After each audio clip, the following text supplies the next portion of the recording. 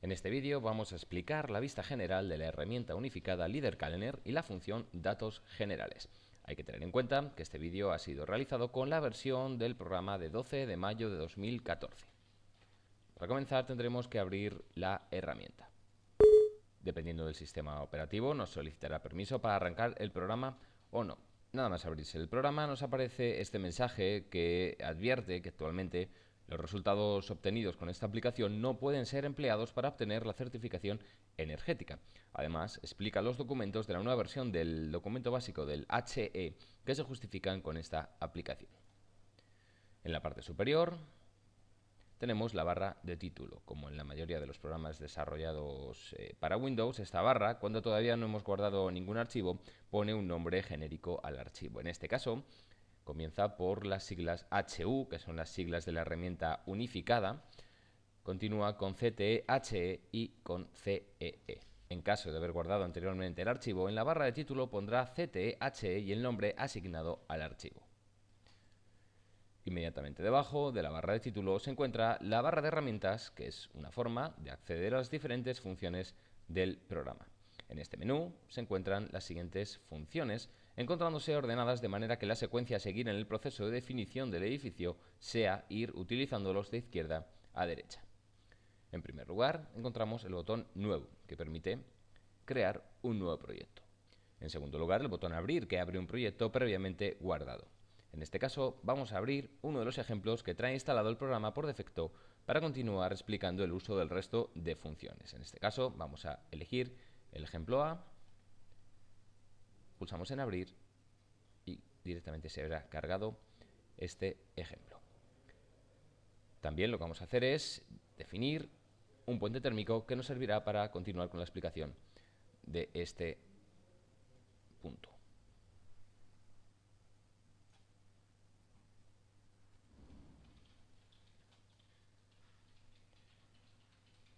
En tercer lugar, encontramos el botón Guardar, que permite guardar el proyecto actual.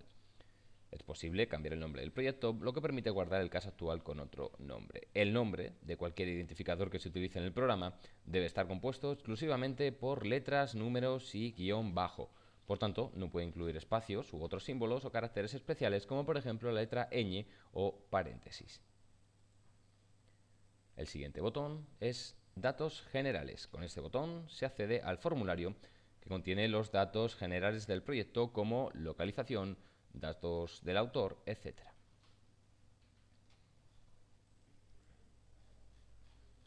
En quinto lugar encontramos el botón Definición geométrica constructiva operacional. Con este botón se muestra la representación 3D del edificio y los objetos que lo rodean.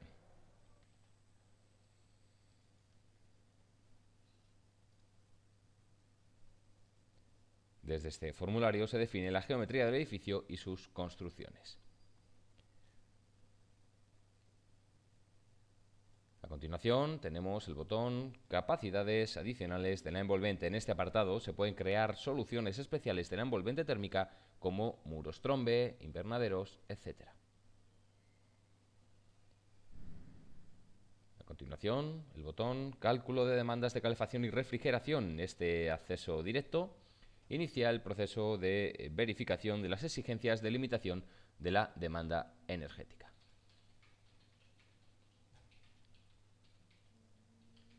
El siguiente botón es Definición de sistemas. Con este botón accedemos a la ventana en la que se definen los sistemas del edificio para calcular los consumos energéticos.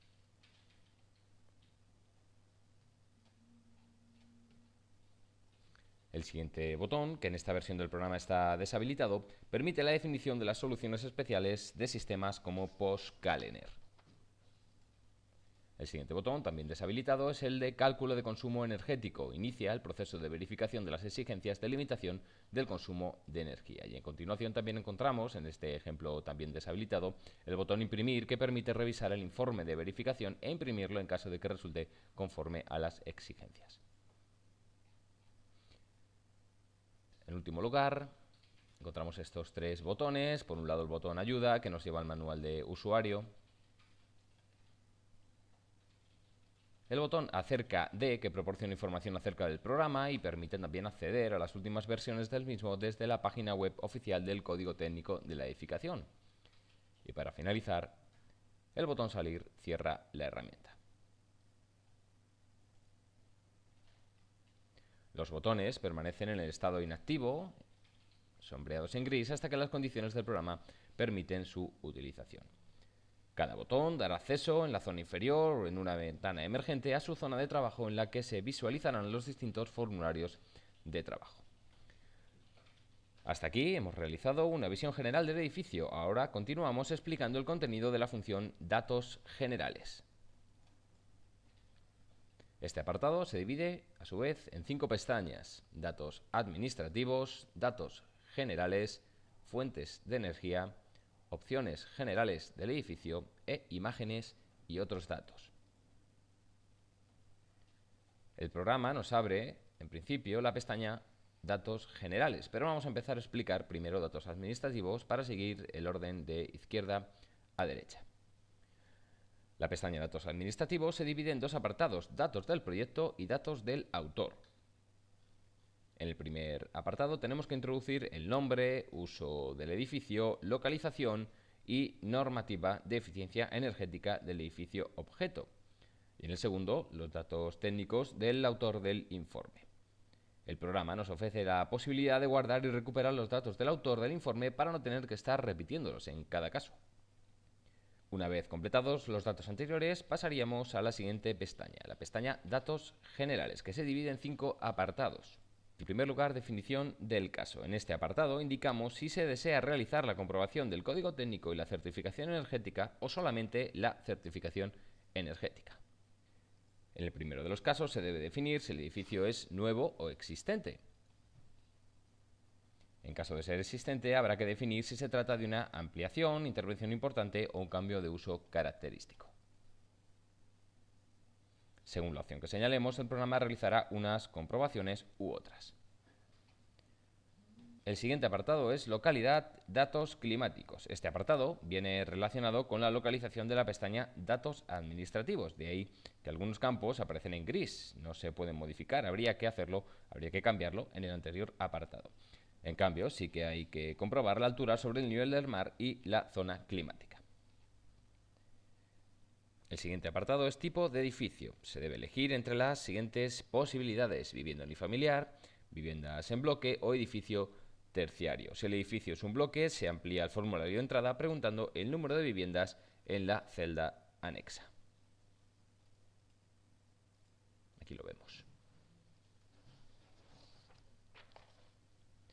Continuamos con ventilación del edificio residencial. En este apartado se indica el nivel de ventilación del edificio en litros partido segundo, en caso de residencial.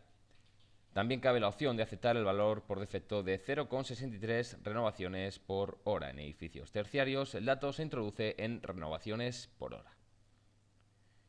Y por último, valores por defecto de los espacios habitables. Se debe seleccionar el tipo de uso por defecto de los espacios habitables del edificio. Entre residencial y otros tipos de usos, intensidad alta, media o baja, de 8, 12, 16 o 24 horas de duración. El valor seleccionado se tomará por defecto para todos los espacios que se definan en el edificio, por lo que deberá elegirse la opción más frecuente.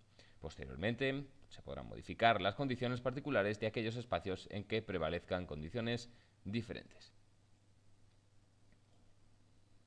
Continuamos con la pestaña Fuentes de energía, que contiene los coeficientes de paso de energía final que se emplean en cálculos para los diferentes vectores energéticos. Esta tabla no es editable. La siguiente pestaña es Opciones generales del edificio. En esta pantalla se debe definir el periodo en el que se aplican los elementos del sombreamiento. La última pestaña de esta ventana es Imágenes y otros datos, en la que se debe introducir una fotografía del edificio y un plano de situación. Ambas deben ser un formato de imagen, como por ejemplo JPG. En el apartado de anotaciones se pueden incluir las hipótesis adoptadas para la realización de los cálculos.